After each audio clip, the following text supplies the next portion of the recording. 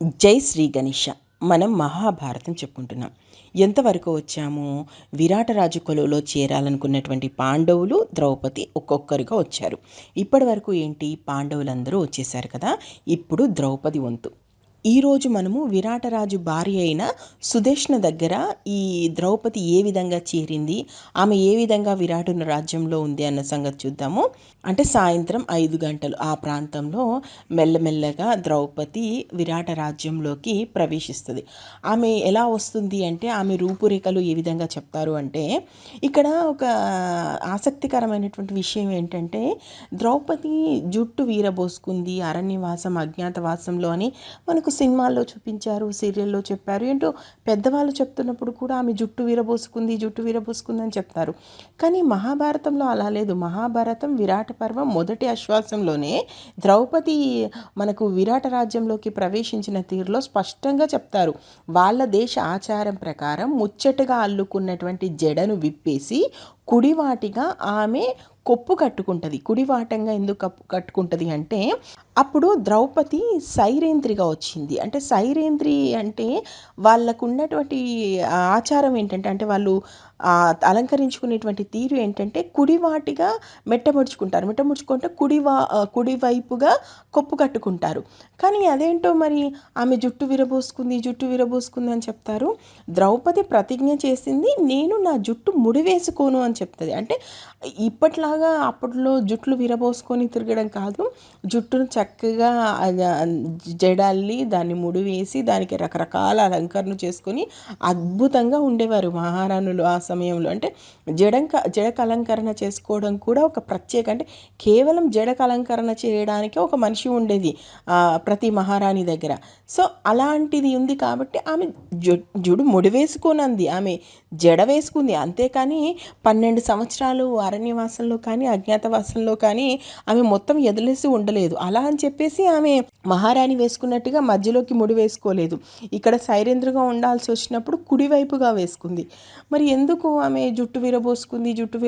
ఎందుకంటే ఒక ప్రతిజ్ఞ చేసినట్టుగా అన్ని సంవత్సరాలు ఆమె అలా ఉండడం అనేది ఒక మాస్ ఎలిమెంట్గా ఉండడానికో, లేదా కమర్షియల్గా బాగా వర్కౌట్ అవుతుందని చెప్పేసి అలా ఉంచుకున్నారేమో. కానీ నిజంగా వ్యాస మహాభారతంలో విరాట పర్వంలో మొదటి ఆశ్వాసంలో విరాట రాజ్యంలోకి ద్రౌపది ప్రవేశించినప్పుడు ఆమె అలంకరణ ఎలా ఉందో ఇప్పుడు నేను చెప్తాను, వినండి. తన దేశ ఆచారం ప్రకారం ముచ్చటగా అల్లుకున్నటువంటి జడను విప్పేసింది, కుడివాటిగా మెట్ట పుడుచుకుంది. అంటే కుడివైపుగా ఆమె కుప్పు కట్టేసుకుంది. మాసినటువంటి చీర కట్టుకుంది, అది పూర్తిగా మాసిపోయి కూడా ఉంది. అది మూదుగు కలర్, మూదుగు రంగులో ఉన్నటువంటి పైట వేసుకుంది. పూర్తిగా కూడా ఆమె తలను వంచుతూ ఆమె శరీరానికి సంబంధించినటువంటి ఎలాంటి అలంకరణలు కూడా లేకుండా చూసుకుంది. పెద్దగా ఆమె ఒంటి మీద ఎలాంటి ఆభరణాలు కూడా అవి ఏమీ లేవు. కేవలం ఒక చిన్న మాల ఒకటి వేసుకొని ఉంటుంది. అది కూడా మనము ఈ చెక్కలతో చేసినటువంటి మాల ఉంటుంది కదా, అది ఒకటి చిన్నది వేసుకుంటుంది. నుదుటిన బుట్టు పెట్టుకుంటుంది. ఒక పరిచారిక, సాధారణమైనటువంటి ఒక పరిచారిక అలంకరణలో ఆమె ఉంటుంది. ఆ తర్వాత పూర్తిగా కూడా ఆమె నడిచేటువంటి తీరు కానీ, ఆమె మాట్లాడేటువంటి తీరు కానీ, ఒక పరిచారికలు అయితే ఏ విధంగా తల వంచుకొని ఆ చేతులు దగ్గర పెట్టుకొని ఏ విధంగా మాట్లాడతారో అలా తన హావభావాలను పలికిస్తూ ఆమె ఆ రాజ్యంలోకి వస్తుంది. ఇలా ఉంటుంది మహాభారతంలోకి ద్రౌపది, అంటే మహాభారతంలో విరాటుని రాజ్యంలోకి ద్రౌపది వచ్చేటప్పుడు ఆమె ఎలా ఉంది అని. ఇలా ఆమె నడుచుకుంటూ వస్తుంటే ప్రజలు ఆమెను వింతగా చూస్తుంటారు. ఎందుకంటే ఆమె ఎంత మాసిన చీర కట్టుకున్నా, ఎంత పరిచారికలా ఆమె నడుచుకుంటూ వచ్చేలాగా సాధారణ మనిషిలా కనిపించడానికి ప్రయత్నించినా ఆమె విపరీతంగా అందంగా ఉంటుంది. ఎందుకంటే ద్రౌపది అందం మామూలు అందం, ఆమె ఏమి సాధారణంగా పుట్టింది కాదు, అగ్నిగుండంలోంచి కన్యగా పుట్టినటువంటి ద్రౌపది. ఆమె అందం అలాంటిది, అసలు దేదీప్యమానంగా వెలిగిపోతూ ఉంటుంది. ఎంత మాసిన చీర కట్టినా, ఎంత వంగి వంగి దండాలు పెట్టే విధంగా ఆమె రూపం మార్చుకున్నా కూడా ఆమె అందం తగ్గదు. ఆమెను చూసిన వాళ్ళు ప్రజలందరూ కూడా అసలు ఈమె మానవ కాంతనా, లేదా గంధర్వరా, యక్షిణ, లేదా దేవతా స్త్రీ ఏమైనా వచ్చిందా, ఇంత అందంగా ఉండేంటి, మనం ఇంత అందమైనటువంటి స్త్రీని ఎప్పుడు చూడలేదు, అది మన మధ్య ఇలా సాధారణంగా నడుచుకుంటూ పోతుంది, కనీసము పాదాలకు వేసుకోవడానికి ఏమీ లేవు, అలా అంటే పాదాలకు వేసుకోవడానికి ఇప్పుడు మనం చెప్పులు అంటాం కదా, పాదరక్షకులు, అవి కూడా ఏమీ లేవు. అలా నడుచుకుంటూ వెళ్తుంది. అసలు ఎవరీమే అని చెప్పేసి విచిత్రంగా చూస్తూ ఆమె చుట్టూ చేరతారు. చేరి అక్కడ కొంతమంది స్త్రీలు ఆమెను అడుగుతారు, అమ్మ నువ్వు ఎవరు, ఎక్కడి నుంచి వచ్చావు, ఎటు వెళ్తున్నావు అంటే ఆమె ఏమంటదంటే, అమ్మ నేను ఒక సైరేంద్రిని, కడుపు కూటి కోసం పని చేయడానికి ఈ రాజ్యంలోకి వచ్చాను అంటది. ఆ మాట అనగానే అక్కడ ఉన్న స్త్రీలందరూ, ఈమె పని చేయడం ఏంటి, ఇంత సుకుమారంగా ఉంది, ఇంత అందంగా ఉంది అని చెప్పేసి ఆమె చుట్టూ చేరి గుసగుసలు చెప్పుకుంటూ ఉంటారు. ఇదే ఇదే పరిస్థితిలో ఏంటంటే అక్కడ ఆమె విరాటరాజు భార్య అయినటువంటి సుదేష్ణాదేవి అలా ఆమె అంతఃపురంలో తిరుగుతూ తిరుగుతూ ఈ ఈ ముచ్చటను వింటది. ఏంటి ఆ కోలాహలం ఏంటి అని చూసినప్పుడు అక్కడ ఈమె చుట్టూ చేరి చూస్తుంటారు. అంత దూరంలోంచి కూడా ద్రౌపది ఆమెకు కొట్టొచ్చినట్టుగా కనిపిస్తూ ఉంటుంది.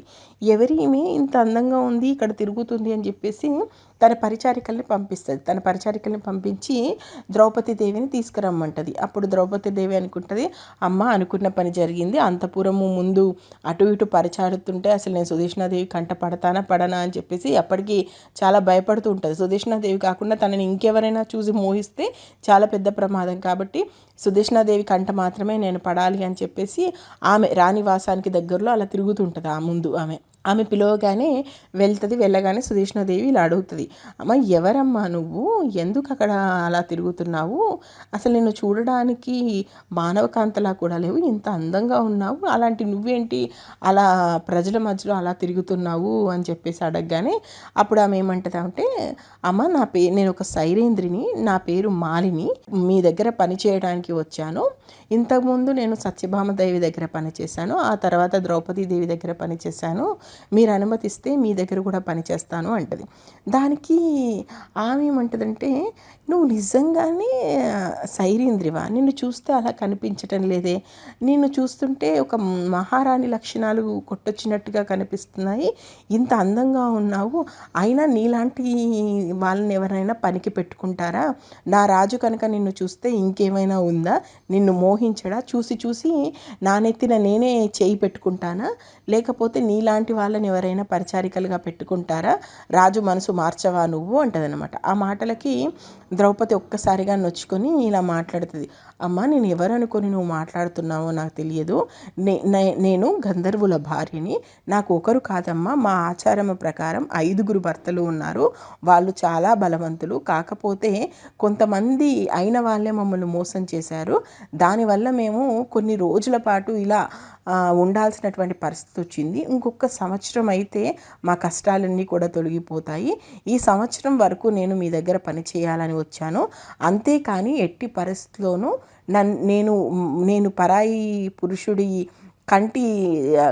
కన్ను కూడా నా మీద పడకుండా చూసుకుంటాను, మీరు నా గురించి సందేహపడాల్సిన అవసరమే లేదు, అమ్మ నా భర్తలు చాలా బలవంతులు, వాళ్ళు ఎప్పుడూ కూడా నన్ను గమనిస్తూనే ఉంటారు, దయచేసి నా గురించి అలా తప్పుగా మాట్లాడకమ్మా, నేను అలాంటి వ్యక్తిని కాను అని చెప్తుంది.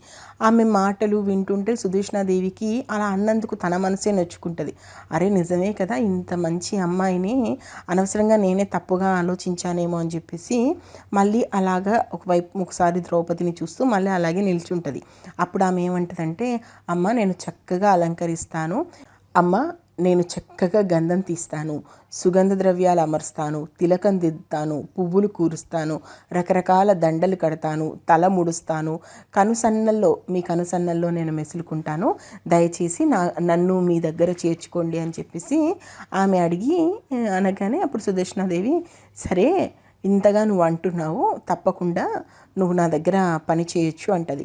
అయితే అప్పుడు మళ్ళీ ద్రౌపది ఏమంటదంటే, అమ్మ ఇలా అంటున్నానని తప్పుగా అనుకోకండి, నేను మర్యాద తక్కువ పనులు మాత్రం ఏమీ చెయ్యను, నా గౌరవానికి భంగం కలిగేటువంటి పనులు మాత్రం ఏమీ చెయ్యను, మీ దగ్గర మాత్రమే నేను పని చేస్తాను, మీకు మాత్రమే పని చేస్తాను, నేను ఎట్టి పరిస్థితుల్లోనూ ఎంగిలి ముట్టను, ఖచ్చితంగా కొన్ని పనులు మాత్రమే చేస్తాను, నన్ను మర్యాదగా చూసే వాళ్ళ దగ్గర మాత్రమే ఉంటాను, ఎట్టి పరిస్థితుల్లోనూ పురుషుడి యొక్క పనులకు నన్ను వెచ్చించకూడదు అంటది.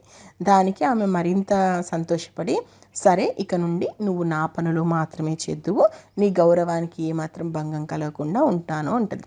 సో ఇలా ఇప్పటికీ పాండవులు, ద్రౌపది అందరూ కూడా విరాట రాజ్యంలో సెటిల్ అయిపోయారు. మరి ఇప్పటికీ మొదటి ఆశ్వాసం ముగిసిపోయింది.